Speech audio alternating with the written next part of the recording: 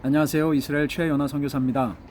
오늘은 여러분들과 함께 아주 독특하면서 재밌는 주제 한 가지를 이야기해 보려고 합니다. 그것은 바로 눈치입니다. 여러분 혹시 눈치를 채셨습니까?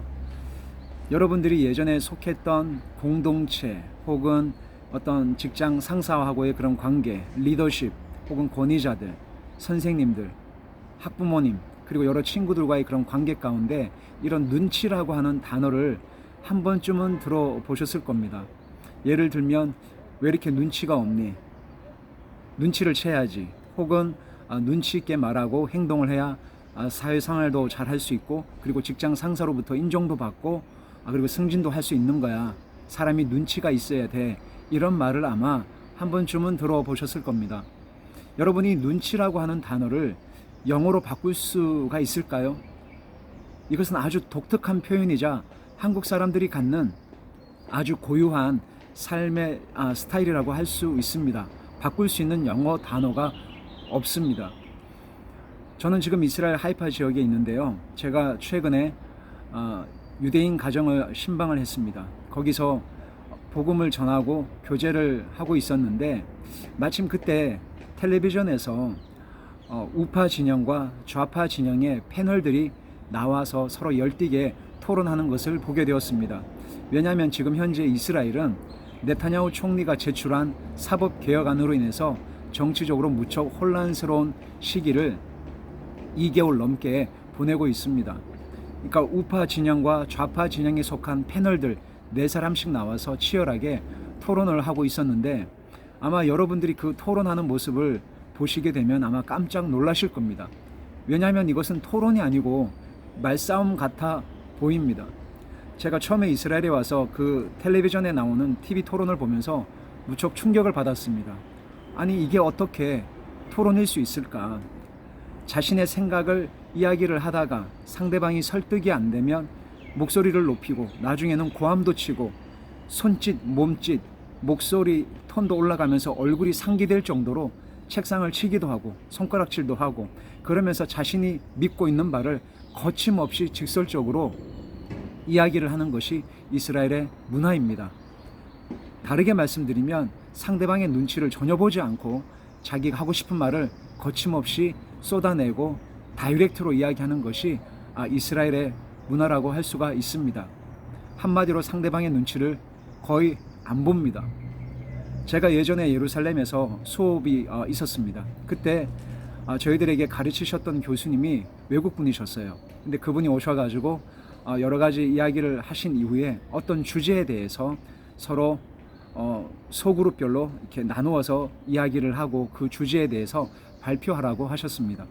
거기에는 한국 학생분들이 있으셨는데 그래서 2명, 3명씩 A조, B조, C조 이렇게 나누어서 앉았습니다. 그리고 그 주제에 대해서 서로 이야기를 했습니다.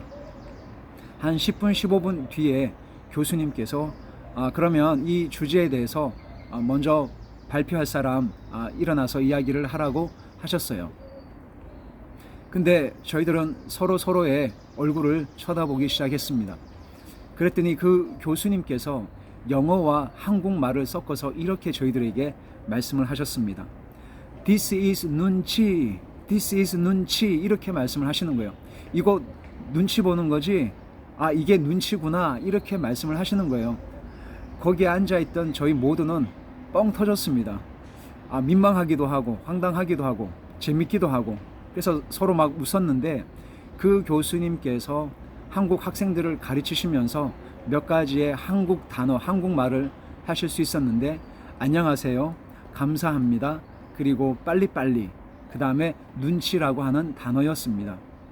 왜냐하면 저희들은 상대방의 눈치를 참 많이 의식하며 살아가는 것 같습니다. 여러분 이 눈치라고 하는 게 뭘까요? 저는 이렇게 정의를 합니다. 상대방의 기분을 나쁘게 하지 않으면서 상대방의 기분을 맞춰주면서 나의 이익을 지킬 수 있는 하나의 생존 기술이 바로 눈치가 아닐까 이렇게 정의를 하곤 합니다. 우리는 이렇게 자신이 갖고 있는 믿음과 생각을 이야기를 할 때 꼭 상대방이 나를 어떻게 생각할까 그리고 상대방은 나의 이 의견에 대해서 나의 이 말에 대해서 나쁘게 판단하는 것은 아닐까? 내가 혹시 이렇게 이야기함으로 인해서 내가 혹시 직장 안에서, 공동체 안에서, 교회 안에서 혹시 욕을 먹는 것은 아닐까? 아, 말 조심을 해야 되겠다. 행동 조심을 해야 되겠다. 상대방의 눈치를 보면서 이렇게 살아야 되겠다라고 하는 아주 독특한 습관을 우리 모두가 가지고 있습니다.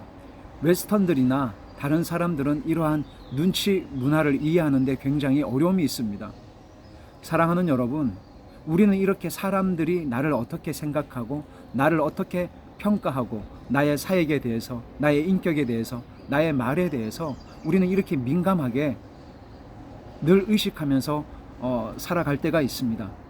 사도 바울은 내가 사람을 기쁘게 하랴 하나님을 기쁘게 하랴, 내가 사람을 기쁘게 한다면 내가 그리스도의 종이 아니다라고 이야기를 했습니다.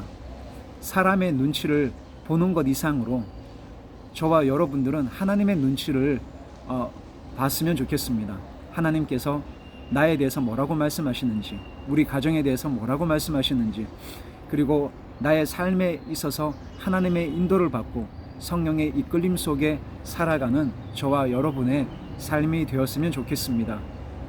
눈치를 볼 수밖에 없는 사회 구조요, 시스템이요, 인간관계라고 하지만 사람들의 눈치를 보면서 그렇게 사는 것보다 하나님의 눈치를 보고 하늘의 그 음성을 듣고 하나님의 그 이끌림 속에 날마다 순복해 나가며 살아가는 복된 인생이 되셨으면 좋겠습니다.